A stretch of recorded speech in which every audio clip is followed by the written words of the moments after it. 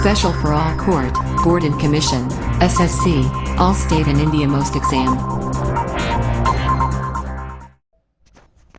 Hello दोस्तों, स्वागत है आपका आत्मंथन स्टेनोग्राफी में। यह डिक्टेशन 80 शब्द प्रति मिनट की गति से है। डिक्टेशन स्टार्ट होगा कुछ समय बाद। स्टार्ट।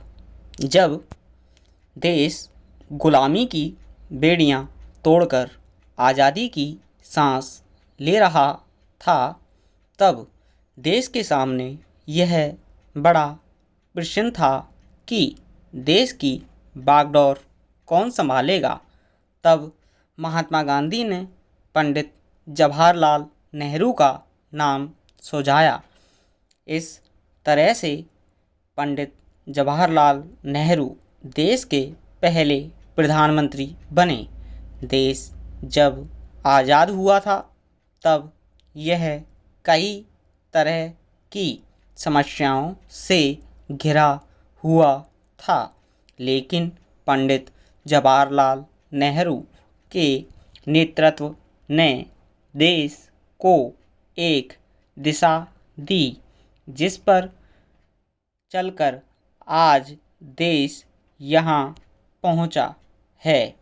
देश की सेवा करने का भाव और बच्चों को दुलार करने का भाव, यही सब बातें आज भी पंडित जवाहरलाल नेहरू को हम सबके बीच जीवंत कर देती हैं। हालांकि आज कई ऐसे वर्ग भी हैं जो पंडित नेहरू को कश्मीर और देश के कुछ अहम जगहों के लिए गलत नीतियों का जिम्मेदार भी ठहराते हैं। जवाहरलाल नेहरू का जन्म 14 नवंबर 1889 को प्रयागराज, इलाहाबाद में हुआ था। इनके माता पिता स्वरूप रानी और मोतीलाल नेहरू थे। इनका परिवार सारस्वत ब्राह्मण थे जो कश्मीर के रहने वाले थे। हालांकि वकालत की प्रैक्टिस करने के चलते इनके पिता मोतीलाल नेहरू को प्रयागराज आना पड़ा। जवाहरलाल नेहरू की दो छोटी बहन भी थीं जिनका नाम विजयलक्ष्मी पंडित और कृष्णा पंडित है। जवाहरलाल तीनों में सबसे बड़े थे। जवाहरलाल नेहरू जिस घर में रहते थे उसका नाम आनंद भवन था, जो कि आज भी प्रयागराज में स्थित है। यह बहुत आलीशान घर था। मोतीलाल नेहरू समाज में और अपने कार्य क्षेत्र में बहुत प्रतिष्ठित व्यक्ति थे। उनका सम्मान सभी लोग करते थे। वो अपने दौर के एक बेहद ही सफल और मशहूर बैरिस्टर थे। मोतीलाल नेहरू की यह सोच थी कि वो अपने बच्चों को हर तरह की सुविधाएं दे ताकि उन्हें किसी भी तरह की कमी ना महसूस हो। उन्होंने यह काम बखूबी किया भी था। अपने तीनों बच्चों को बिना किसी भेदभाव के पढ़ाई कराई और उन्हें अच्छा भविष्य दिया। जवाहरलाल नेहरू की पढ़ाई से किसी भी तरह का समझौता नहीं किया गया। मोतीलाल नेहरू चाहते थे कि जवाहरलाल इंग्लिश में विशेष पकड़ रखें, इसलिए उन्होंने जवाहरलाल की पढ़ाई इंग्लिश टीचर्स के द्वारा घर में ही शुरू करवाई। हालांकि उन्हें साथ हिंदी और संस्कृत भाषा भी पढ़ाई जाती थी।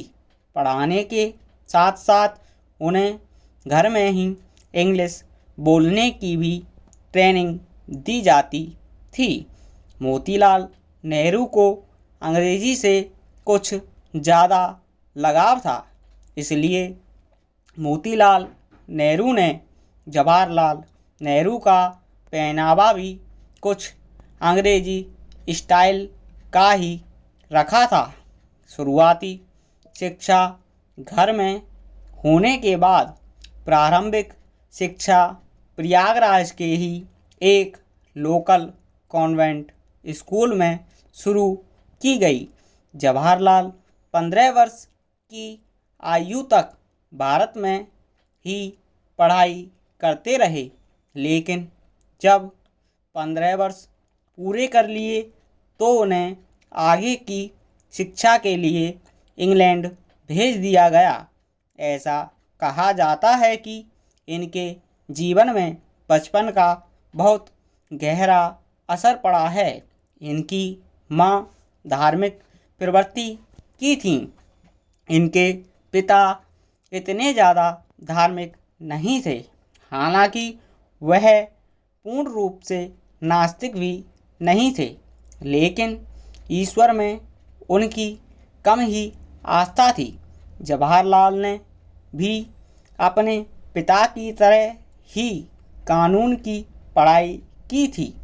इंग्लैंड में पढ़ाई पूरी करने के बाद वो वापस आ गए और प्रयागराज से वकालत की प्रैक्टिस करने लगे।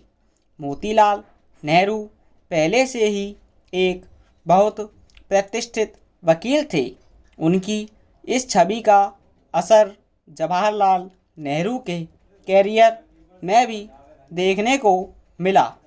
पिता की छत्रछाया में उन्होंने अपने वकालत की शुरुआत की। मोतीलाल नेहरू पहले से ही भारतीय राष्ट्रीय कांग्रेस के सदस्य थे, लेकिन जवाहरलाल नेहरू नहीं थे।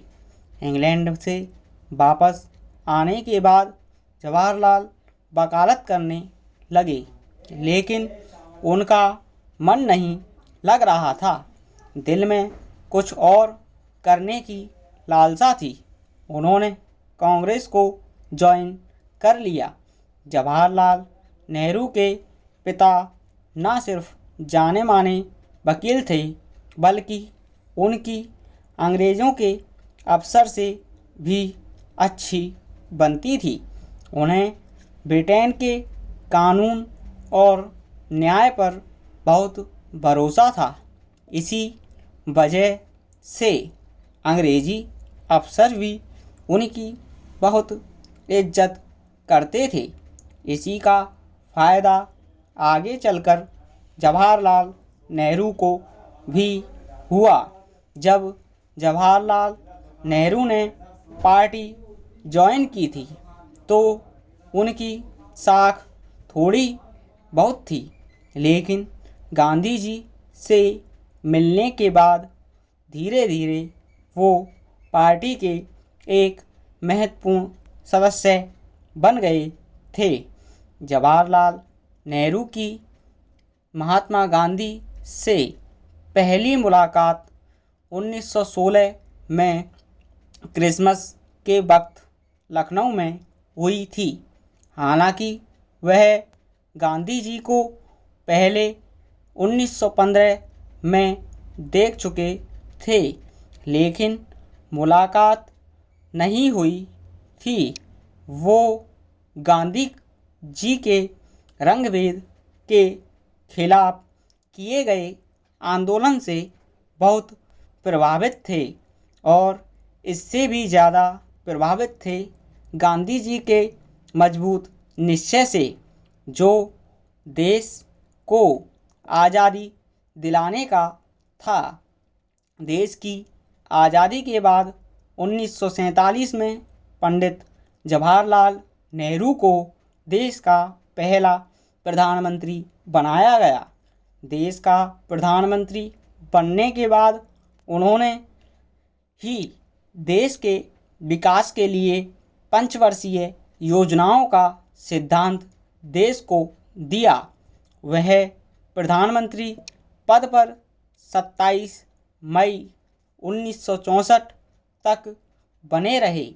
27 मई 1964 को कुछ बीमारी के चलते पंडित जवाहरलाल नेहरू का देहांत हो गया था। स्टॉप।